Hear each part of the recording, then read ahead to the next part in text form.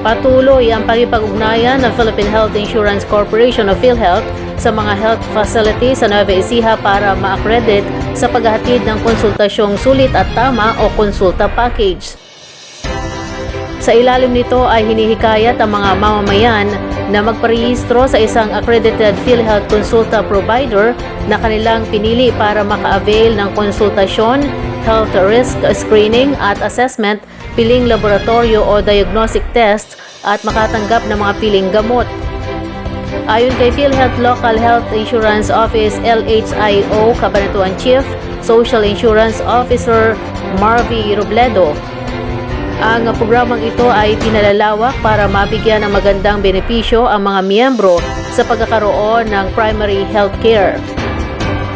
Sinabi ni Robledo na nakipagtulungan ng PhilHealth sa tanggapan ng mga lokal na pamahalaan sa 2 at 3 distrito ng Nueva Ecija, kasama ang bayan ng Talavera para ma-accredit ang mga health facility na magiging katuwang sa paghahatid ng primary care sa mga mamamayan. Sa kasalukuyan ay nasa 37 Rural Health Unit o RHU na ang na-accredit ng LHIO Cabanatuan sa paghahatid ng konsulta package mula sa nabanggit na mga lugar.